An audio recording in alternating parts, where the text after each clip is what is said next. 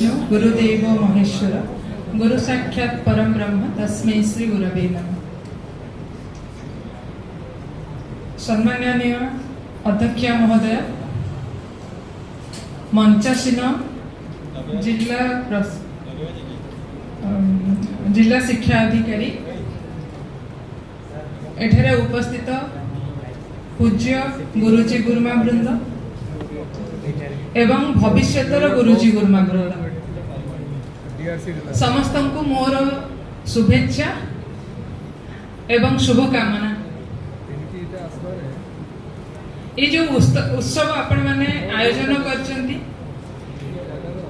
एवं आपण मानक सफलतार एई उत्सव रे आम मानकु शामिल करिवार निष्पत्ति नेचंती।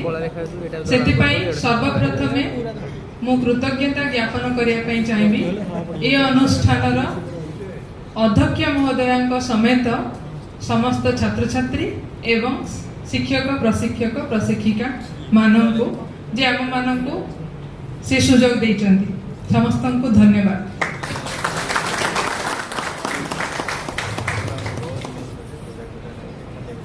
ये जो आमे आज एकाठी होइचंती बा आपण माने एकाठी होइचंती, आपण माने अति उत्कंठा आपण मानक मनरे मते सेटा देखा होछि जे आपण माने जेतले ए अनुष्ठान को आसिले सेते बेले आपण मानकु एक उपनयन जेमिति हमर गुरुकुल व्यवस्था थिला सेई भले भाबरे निश्चित भाबरे इंडक्शन माध्यम रे आपण मानकु स्वागत करा जायतिबो जे आपण माने ए अनुष्ठान रे 2 वर्ष अध्ययन करिवे, आपण मानकर निष्ठा देखैबे, आपण माने एथिरे निजर एकाग्रता रखिबे पाठरे, तापर आपण माने ए अनुष्ठान बाहरी की गला बेले को आपण माने समाज रो जणे जणे मूल्यवान नागरिक हिसाब रे बाहरी की जिबे जे ओम सहनो भवतु सहनो भुनक्तु सहवीर्य करवावहे तेजस्विना वदितामस्तु मा विद्विषावहे।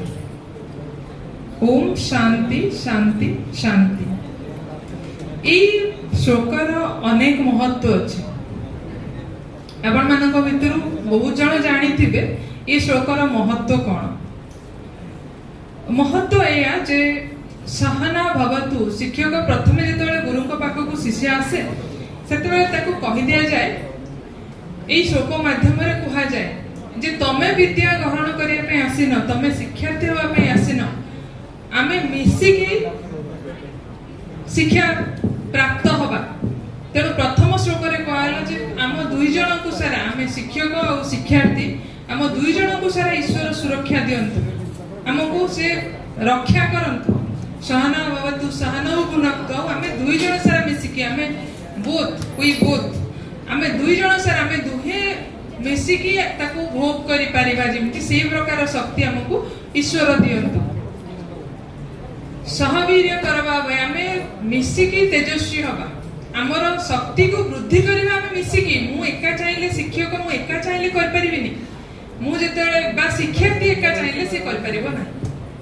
सेति पई प्रार्थना एया करा जाय ईश्वरक निकट रे जे आमे मिसी करी वीर्यवान हवा बा शक्तिवान हवा, आमे मिसिकी तेजस्वी हवा। तेजस्विना बधितामस्तु मा विद्विषावहे। वेरी इंपोर्टेंट मत लगे जे let us not hate each other. आमे परस्पर को ईर्षा करबानी बा घृणा करबानी। आपण कहबे मते आंबो खाइबार अछि, किंतु आपण निज जागार उठिबार इच्छा प्रकाश करिवेनी, ताले केमिति आपण आंबो खाइबे? खाइ परिबे? कदापि खाइ परिबेनी। तेणु प्रथम रे होची इच्छा शक्ति। आपणक जीवन चलिबा पई आपणको इच्छा शक्ति को जीवित रखिबा पई पड़िबो निज भितरे। द्वितीय रे आपणकर ज्ञान शक्ति आपणको चलौची, आपणकर विभिन्न विषय रे ज्ञान। आपण जे जानि नथबे जे मु एठी चालू चालू जदि ओटे खाल अछि गोड़ बढ़े देबी आ सेठी पड़ी गले मोर कोन कोन हबो, बा मु जदि आज बहुत सारा नॉन वेज खाई देबी ताले आज मोर कोन हबो, सी होची ज्ञान। तो ए शक्ति मध्ये आपण को आगु चलौची ना। एग्री? नेक्स्ट होची आपण एक्शन जहां नउचंती क्रिया शक्ति।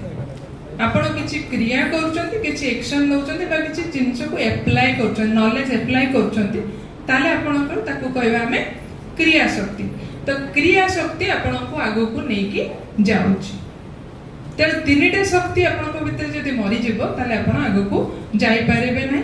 आपण मृत व्यक्ति सहित समान हेजिबे, मृतवत हेजिबा। तेणु एआई मध्य देखंतु आको कंपेयर करके ये हमको तीनिटा काम रे सहाय्य करि पारुची, वर्तमान करि पारुची, देयर इज नो डाउट।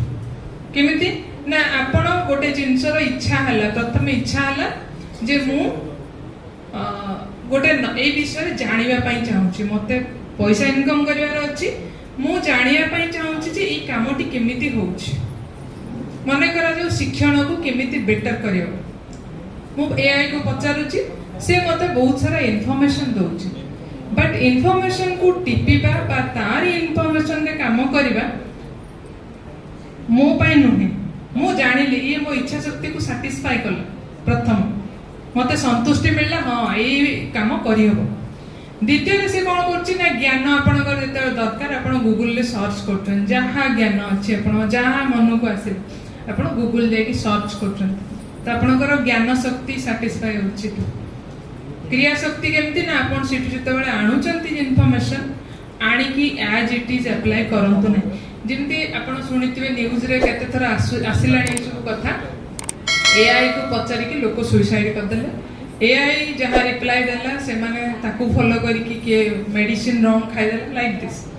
तो यू हैव ए ब्रेन, आपण मानकर गोटे अछि ना मस्तिष्क अछि, मन अछि, सेतरे आपणकर ज्ञान अछि, सेतरे आपण ताकू प्रयोग करी कि आपण मान जानि परिबे जे मते कोन करिवार अछि बा करिवार नाही। तेणु ये तीनटा कथार से हमको साहाय्य करछि, किंतु आमे कोन करिबा ना हमको तीन चारटा काम करिवार अछि ता ऊपर। आमे आपण माने सुनिथिबे जेतले एनईपी कथा कहउछि सेतबेले कहउछि जे आपण माने 21st सेंचुरी स्किल को अडॉप्ट करंतु। आमे 21st सेंचुरी रो टीचर होबा पई जाउछन्ते आपण।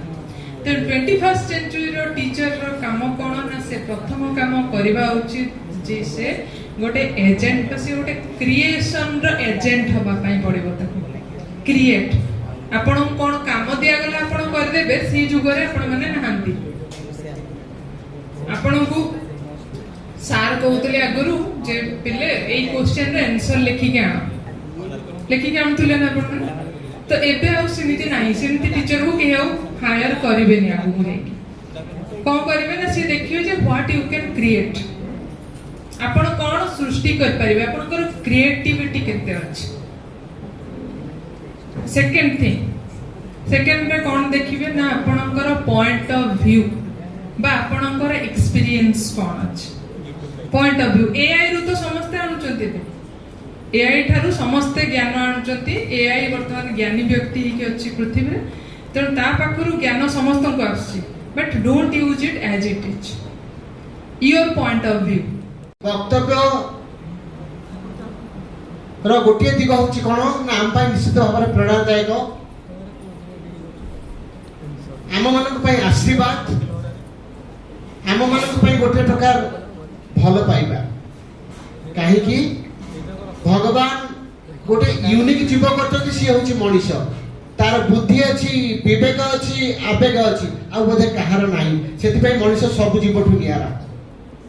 तेणु जेहेतु मनुष्य पाखे सब किछि अछि, ताकू काहेकि व्यवहार करबनी, से कृत्रिम बुद्धिमत्ता पछरे थाइबा। सुंदर कथा मैडम, निश्चित भाव में आपनकर अभिभाषण, आपनकर उक्ति, आपनकर अनुभूति, आपनकर अनुभव, आपनकर ज्ञान निश्चित भाव में हम समस्त को प्रेरणा जगेबो। मैडम आउ थरे निहाती धन्यवाद। समस्ते एई उद्देश्य टिके करताल दबा।